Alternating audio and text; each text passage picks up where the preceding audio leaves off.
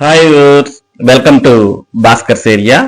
ఈరోజు ఉన్నటువంటి ముఖ్యమైన విద్య మరియు ఉద్యోగ సంబంధిత సమాచారంలోకి వెళ్తే, విజయవాడలో వివిధ పోస్టుల భర్తీకి దరఖాస్తుల ఆహ్వానం. వీటికి అర్హులు, ఆసక్తి ఉన్నవారు దరఖాస్తు చేసుకోవచ్చు.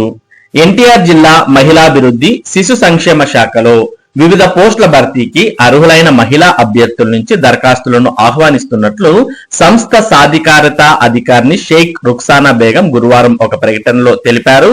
సంస్థ ఆధ్వర్యంలో నిర్వహిస్తున్న ICPS specialized adoption agency children's homes విజయవాడలో కాంట్రాక్ట్ అవుట్సోర్సింగ్ విధానంలో ఖాళీగా ఉన్న వివిధ పోస్టుల భర్తీకి స్థానిక అర్హత కలిగిన మహిళా అభ్యర్థులు దరఖాస్తుకు అర్హులని అన్నారు. 18 నుంచి 42 సంవత్సరాల మధ్య వయసు కలిగిన మహిళా అభ్యర్థులు దరఖాస్తు చేసుకోవచ్చని అన్నారు. SC, ST, BC, EWS అభ్యర్థులకు గరిష్ట వయో పరిమితిలో 5 సంవత్సరాలు, దివ్యాంగులకు 10 సంవత్సరాలు సడలింపు వర్తిస్తుందని అన్నారు. Counsellor, data entry operator, part time doctor పోస్టులకు ఒక్కొక్క ఖాళీ.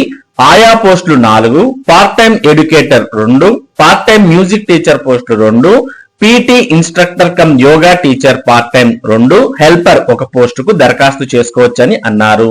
ఈ నెల 11 నుంచి దరఖాస్తులను స్వీకరణ ప్రారంభమవుతుందని, ఇదే నెల 18వ తేదీ సాయంత్రం 5 గంటల సమయానికి తుది గడువు ముగుస్తుందని అన్నారు. ఆసక్తి కలిగిన అభ్యర్థులు వెబ్సైట్ నుంచి దరఖాస్తు ఫారాన్ని డౌన్లోడ్ చేసుకుని అవసరమగు అర్హత నకళ్లు అనగా జిరాక్స్ కాపీలను గెజిటెడ్ అధికారిచే అటెస్టేషన్ చేయించి ఈ నెల 18వ తేదీలోపు మారుతీనగర్ లో గద్దె పూర్ణచంద్రరావు వీధిలో ఉన్న జిల్లా స్త్రీ శిశు సంక్షేమ శాఖ కార్యాలయంలో స్వయంగా అందజేయాలని కోరారు. పోస్టుల అర్హతలు, వేతనాలు, ఎంపిక విధానం, ఇతర నిబంధనలకు సంబంధించి పూర్తి వివరాలు అధికారిక నోటిఫికేషన్ లో అందుబాటులో ఉన్నాయని రుక్సానా బేగం స్పష్టం చేశారు. కాబట్టి ఎవరైతే విజయవాడ ప్రాంతానికి చెందినటువంటి మహిళా అభ్యర్థులు ఉన్నారో అటువంటి వారు ఇక్కడ పేర్కొన్నటువంటి పోస్టులకు దరఖాస్తు చేసుకోవచ్చు. ఈ నెల 18వ తేదీ సాయంత్రం 5 గంటల వరకు దరఖాస్తుకు సమయం ఉంది. పోస్టుల వివరాలు మనం ఆల్రెడీ చెప్పాం. Counsellor, data entry operator, part time doctor, అలాగే ఆయా, part time educator, part time music teacher, PT instructor cum yoga teacher, part time helper, ఈ పోస్టులన్నీ కూడా ఉన్నాయి. వీటికి అర్హతలు అనేవి మీరు తెలుసుకోవాలంటే విజయవాడకు సంబంధించిన వెబ్సైట్ ని సందర్శిస్తే నోటిఫికేషన్ అలాగే దీనికి సంబంధించిన పూర్తి వివరాలు మీకు తెలియడం జరుగుతుంది. అర్హత, ఆసక్తి ఉన్నటువంటి వారు వెంటనే దరఖాస్తు చేసుకోవచ్చు. ఇక ఆదర్శ పాఠశాలలు అనగా ఏపీ మోడల్ స్కూల్స్ లో ఉద్యోగులుగా పనిచేస్తున్నటువంటి వారి యొక్క పదవి విరమణ వయసును 62 ఏళ్లకు పెంచుతూ ప్రభుత్వం నిన్న ఉత్తర్వులు జారీ చేసింది. ఇప్పటికే అన్ని మేనేజ్మెంట్స్ కు సంబంధించి 62 సంవత్సరాలకు పదవి విరమణ వయసును పెంచడం జరిగింది.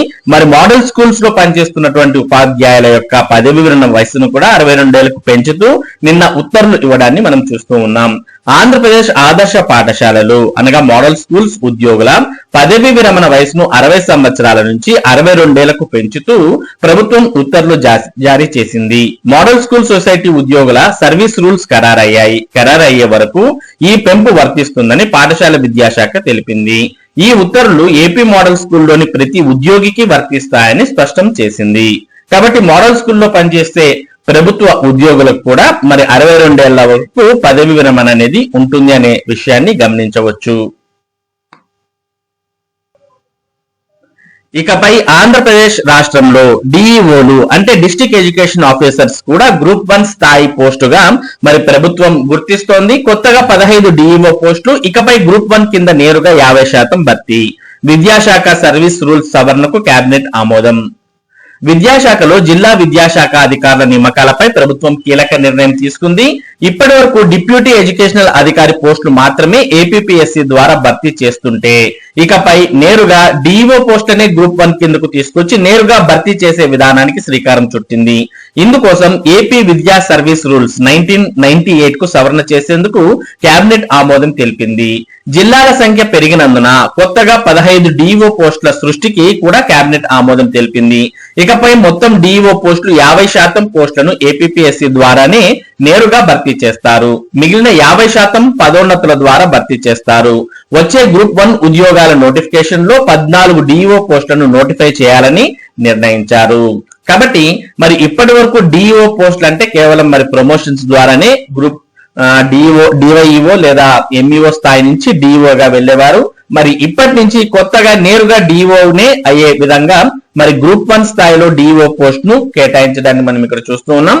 రాబోయే గ్రూప్ 1 నోటిఫికేషన్ లో 14 డిఓ పోస్టులను కూడా చేర్చబోతోంది ప్రభుత్వం. ఇక పాఠశాల విద్యాశాఖ మల్టీ జోనల్ పోస్టుల కేటాయింపునకు ఎస్ఎల్సి కమిటీ ఏర్పాటు. పాఠశాల విద్యాశాఖలో మల్టీ జోనల్ క్యాడర్ పోస్టులకు అధికారుల కేటాయింపు నిమిత్తం ప్రభుత్వం సెక్రటేరియట్ లెవెల్ ఇంప్లిమెంటేషన్ కమిటీని ఏర్పాటు చేసింది, ఎస్ఎల్సి. ఈ మేరకు పాఠశాల విద్యాశాఖ కార్యదర్శి కోన శశిధర్ గురువారం ఉత్తర్వులు జారీ చేశారు. ఆంధ్రప్రదేశ్ పబ్లిక్ ఎంప్లాయ్మెంట్ ఆర్డర్ 2025 నిబంధనల ప్రకారం ఈ నిర్ణయం తీసుకున్నారు.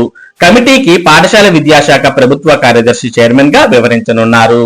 అలాగే సభ్యులుగా పాఠశాల విద్యాశాఖ కార్యదర్శి ఎస్టీవి సావిత్రిదేవి కన్వీనర్ గా సంబంధిత విభాగాధిపతి కొనసాగనున్నారు. ఇక ఏపీ ఈఏపీ సెట్ ప్రవేశాల షెడ్యూల్ విడుదల. బైపీసీ స్ట్రీమ్ కు సంబంధించి మరి ప్రవేశాల షెడ్యూల్ అనేది విడుదల అవడాన్ని మనం చూస్తూ ఉన్నాం. నేడు నోటిఫికేషన్, 12వ తేదీ నుంచి రిజిస్ట్రేషన్.